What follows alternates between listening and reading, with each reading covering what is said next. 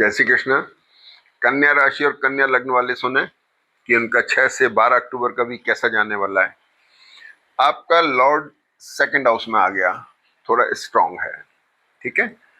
इस पर गुरु की दृष्टि हो गई, गुरु वर्गोत्तम में है। राहु और गुरु का कॉम्बिनेशन एक डिससेटिस्फेक्शन का होता है, मेंटली और फिजिकली ये गैस्ट्रिक प्रॉब्लम अमूमन देता है, हार्मोनल सिस्टम को डिस्टर्ब करता है। तो गुरु की दृष्टि, राहु की दृष्टि बुध के ऊपर है, तो कन्या राशि और कन्या लग्न वालों को ध्यान रखना है थोड़ा सा। मंगल जो है आपके सेकंड हाउस में अष्टम पे दृष्ट हैं, अपनी ही राशि पर। एसिडिटी की वजह से आप परेशान हो सकते हैं।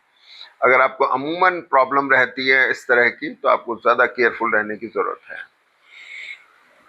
शुक्र आपके 12th हाउस में राहु केतु के साथ में, पैसा आ रहा है आपके पास में, खर्च भी हो रहा है।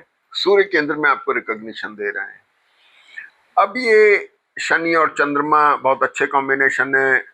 प्रोफेशनली राहु गुरु मिलके थोड़ा हेक्टिक शेड्यूल भी बनाते हैं, ठीक है ना। अब आ जाते हैं, सबसे पहले चंद्रमा मीन राशि में है, लग्न पर दृष्ट है, अच्छा कॉम्बिनेशन है। 7th हाउस के ऊपर जो शनि बैठे हैं, ये गुरु के नक्षत्र में जाने की वजह से बहुत अच्छे हैं, लेकिन रिलेशनशिप पे थोड़ा ध्यान रखना है। और गुरु शनि यहाँ पर बैठ करके हालांकि आपके बिजनेस और मैरिटल रिलेशनशिप को एक्सप्लोर तो कर रहे हैं, लेकिन 6th लॉर्ड होने की वजह से उनमें थोड़ा सा एक डिसीज कैरेक्टर भी आ सकता है, थोड़ा केयरफुल रहने की जरूरत है। तो चंद्रमा मीन राशि में आपके 6 तारीख से 8 तारीख के बीच में मैरिटल और बिजनेस रिलेशनशिप को लेके कंसर्न डेवलप कर रहे हैं। अगला चंद्रमा मेष राशि में आया, तो चंद्रमा जैसे ही मेष राशि में आया तो ये 8 तारीख को आए, इसके ऊपर मंगल और बुध दोनों की दृष्टि है।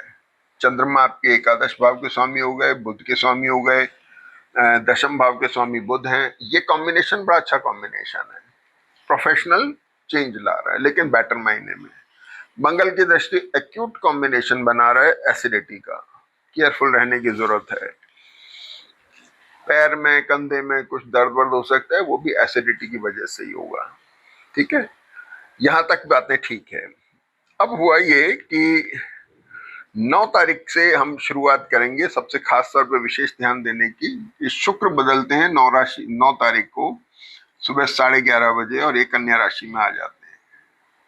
कन्या राशि शुक्र की नीच की राशि है, और बुध शुक्र का एक कॉम्बिनेशन बनता है, एक्सचेंज बनता है। इसमें मंगल, बुध, सूर्य और शुक्र और शनि के ऊपर इसकी दृष्टि हो गई, और ये सब ग्रह जो हैं इफेक्टेड हो गए। अब कहाँ इफेक्ट आया?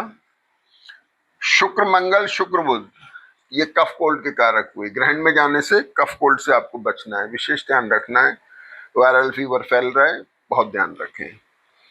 द्वादश का लॉर्ड सूर्य होने की वजह से ये थोड़ा सा पैसा एक्सपेंसेस करा सकता है। शुक्र बुध की वजह से शेयर मार्केट भी हो सकता है, लग्जरी प्रॉन चीजें आप खरीदने की तरफ जा सकते हैं, क्योंकि गुरु की दृष्टि चतुर्थ भाव पर है, एसेट लेने की तरफ जा रहे हैं। जो लोग शेयर मार्केट का काम करते हैं विशेष ध्यान रखें, बाइंग करने में थोड़ा ध्यान रख के केयरफुल रहें। मार्केट वैसे भी थोड़ा नीचे है, हो सकता है बाइंग की तरफ जा रहे हो, लेकिन थोड़ा केयरफुल रहने की जरूरत है। शुक्र बुध का कॉम्बिनेशन जब ग्रहण में आता है राहु सूर्य के नक्षत्र की वजह से, तो ये रिकॉग्निशन भी देता है तो बदनामी भी देता है, दोनों चीजें देता है। ये डिपेंड करेगा आपकी जन्मपत्री के ऊपर कि बदनामी दे रहा है या रिकॉग्निशन दे रहा है। इसके लिए आपकी जन्मपत्री की डीप स्टडी की जरूरत है। पैसा खर्च करने की मैंने आपको बता ही दिया, पॉसिबिलिटी है, और ट्रैवल की पॉसिबिलिटी दिख रही है, क्योंकि अष्टमेश जो है मंगल, ये भी इसके बीच में आ रहा है। आपके सिबलिंग्स को लेके कंसर्न आ रही है, वहां कोई विवाद हो सकता है। एफर्ट्स में कमी ना लाएं, ग्रहण के नक्षत्रों की वजह से आपके अंदर एफर्ट्स में कमी आ सकती है। प्रोफेशनल रिशफल आ सकता है, कुछ तब्दीलियां आ सकती हैं, नए टाई अप्स हो रहे हैं तो केयरफुल रहें, एहतियात बरतें, पेशेंस रखें, ठीक है। और इसके बाद में सबसे इंपॉर्टेंट तो धनु राशि चल रही है, जिसकी मैं चर्चा बार बार कर रहा हूँ। गुरु और शनि से दृष्ट होकर राशि बहुत इंपॉर्टेंट है, जो आपके एसेट को बता रही है। तो निश्चित तौर पे कन्या राशि, कन्या लग्न वाले इस साल में कुछ निश्चित तौर पे एसेट खरीदते दिख रहे हैं। जिनको मकान बनाने की इच्छा है, प्रॉपर्टी लेने की इच्छा है, उनके लिए बहुत अच्छा वक्त चल रहा है, उनको लेनी चाहिए। अब अगला चंद्रमा जो है वृषभ राशि में आ गया। वृषभ राशि में चंद्रमा 10 तारीख को आ रहे हैं, जिसके ऊपर शनि वक्री की दृष्टि है और मंगल की दृष्टि है। बहुत स्ट्रॉन्ग कॉम्बिनेशन बना।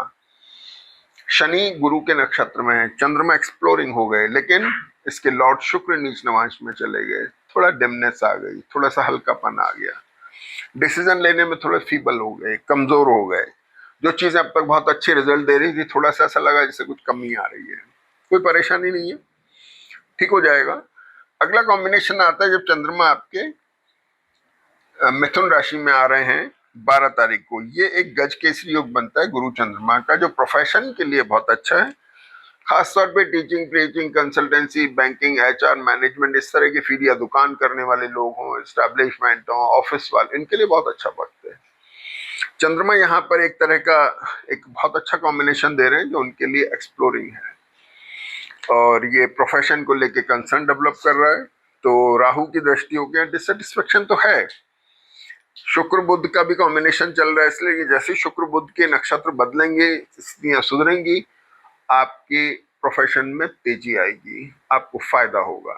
ठीक है, ये डिपेंड करेगा आने वाले वीक के अंदर और आपकी मूल जन्म पत्री के अंदर। अगर वहां दशाएं ठीक हैं तो निश्चित तौर पे अच्छे रिजल्ट आ रहे हैं, दशाएं कमजोर हैं तो चीजें थोड़ी कम हो सकती हैं। जय श्री कृष्ण।